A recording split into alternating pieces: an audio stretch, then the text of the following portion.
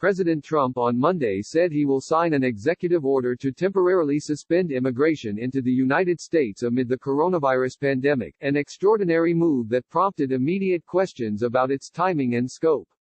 In light of the attack from the invisible enemy, as well as the need to protect the jobs of our great American citizens, I will be signing an executive order to temporarily suspend immigration into the United States. Trump tweeted. The order would mark a stunning use of executive power by Trump, who hours earlier was speaking optimistically about the ability of certain states to begin reopening their economies despite the threat of the virus. It is likely to draw swift legal challenges. The suspension of all immigration would serve as an extension on the travel restrictions the Trump administration has already imposed on most of Europe, China, Canada, Mexico and Iran.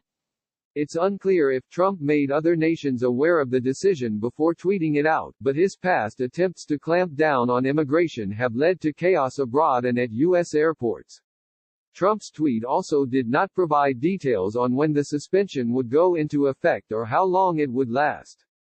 Trump has spent much of his presidency pushing to restrict immigration into the U.S. He has pushed for construction of a border wall, implemented policies that limit which migrants can apply for asylum and overseen the separation of families who cross into the country illegally. The decision to suspend all immigration is sure to draw fury from Democrats and immigrant rights groups, some of whom argue the president has continued to push controversial parts of his agenda even as the coronavirus pandemic receives the bulk of public attention. Democratic officials late Monday accused Trump of using the pandemic as justification to cater to his base with the hardline immigration policy.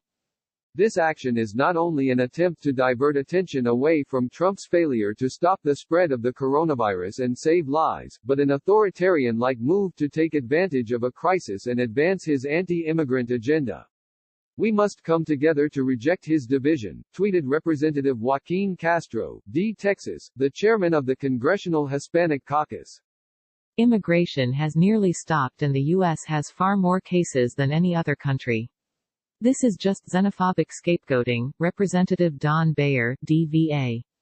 Tweeted. This is Trump broadcasting to the world that he is seeing erosion in his base from massively fumbling the pandemic response, tweeted Dan Pfeiffer, a former Obama aide, in a message that was shared by Senator Brian Schatz, D. Hawaii. The move was initially met with approval by some conservatives who viewed it as a way to protect Americans facing economic hardship from the pandemic. 22 million Americans have lost their jobs in the last month because of the China virus. Let's help them get back to work before we import more foreigners to compete for their jobs, tweeted Senator Tom Cotton, R.Arc, one of the most outspoken critics of China throughout the pandemic. Representative Mo Brooks, R. Allah, praised Trump for putting American citizens first. Coronavirus has infected more than 2.4 million people around the world.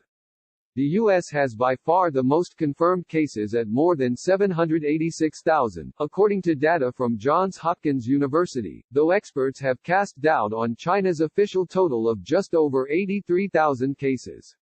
The president has in recent weeks described the U.S. as past the peak in terms of number of deaths from the pandemic, making Monday night's announcement even more jarring.